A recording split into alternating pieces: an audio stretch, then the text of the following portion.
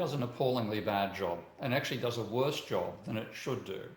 This is something I've only realised in the last couple of years because I've started working myself in climate change, having worked out how to bring energy into theories of production. And of course, it's just one of the signs of the primitive nature of economics, not just neoclassical economics here, but post-Keynesian as well, is that we have both schools of thought, and they are the two dominant schools, the majority school being neoclassical, the minority being post-Keynesian.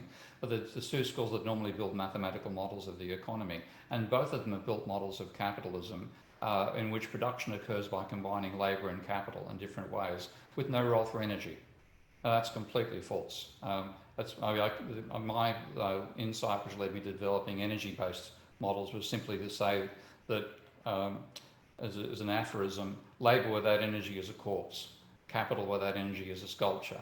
You must have energy to enable both of them to function. So labour and capital are effectively vehicles to enable free energy, which we find in the universe. We didn't make the coal deposits. We didn't drill the sun.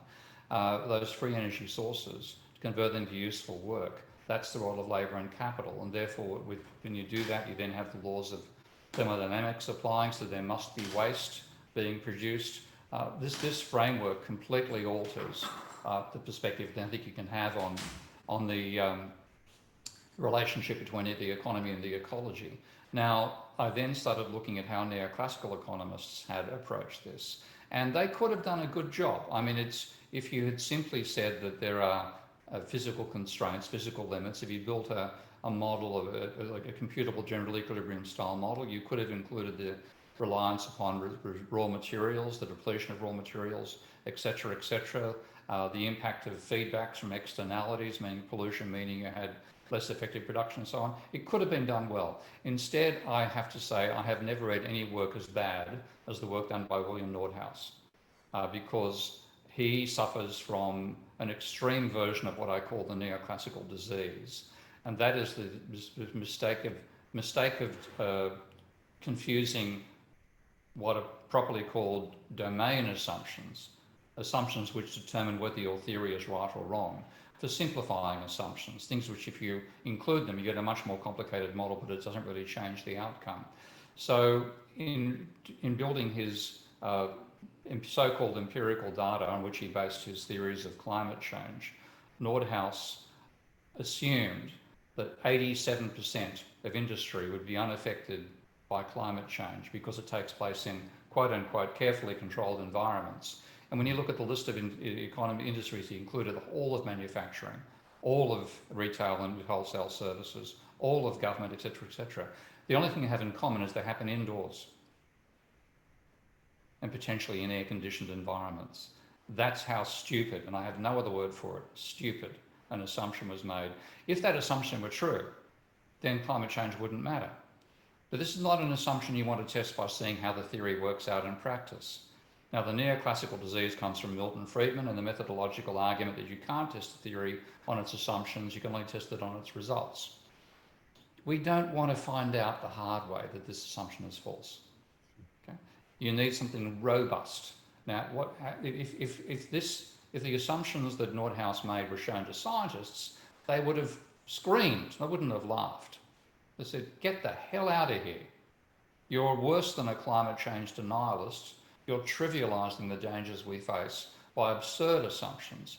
Another absurd assumption was that climate change could be proxied by the temperature and GDP data we see today. So if you look at the distribution of temperature and GDP or gross state product across the United States of America and draw a scatter plot of that, you will find a very weak relationship between temperature and GDP, tending to show GDP peaking per capita in moderate climates and being lower in cold and lower in hot climates across the states. And you can fit a parabola to it pretty badly. A parabola is the cost function he used. And that once you've made that prediction, you're really saying a 10-degree increase in temperature might reduce GDP by 20%. Now, that's literally what his model concludes. So this is dangerously diluted, extremely bad work. And so on that particular front, I think that is the worst work Probably, no, without doubt, the worst work in the history of economics. And yet that was given a Nobel Prize, and that advice has been a large reason why governments have not taken climate change seriously. So I give a complete and absolute fail, not just to Nordhaus, but to economics professionals as well, for giving him a prize in the first place. They should never have published his material, period. So I've no problem being emphatic about that. And I know William Nordhaus doesn't like what I have to say, and I don't care. So that's pretty universal. In other areas, things like gender bias and so on, the thing which economics leaves out, it's having an equilibrium framework, it tends to leave out feedback effects. And it can't see ways in which biases can amplify distributional issues. So there's, I think I've forgotten his last name, but there's Tawhid Linwood, I think it is, at University of Missouri, Kansas City, did a brilliant PhD applying system dynamics to the question of racial education results, black versus white kids in America.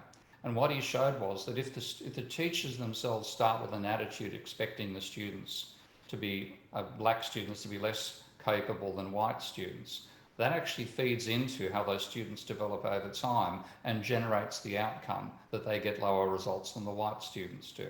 So those sorts of feedbacks drive you a long way from anything resembling an equilibrium situation. And you really should only handle that with a non-equilibrium system dynamics feedback type approach. The equilibrium framework the mainstream uses just doesn't let that into the equation to begin with.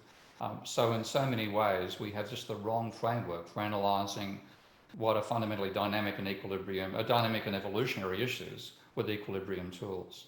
So categorically, I think economics has done an appallingly bad job on those issues, and again, tends to obfuscate rather than to clarify.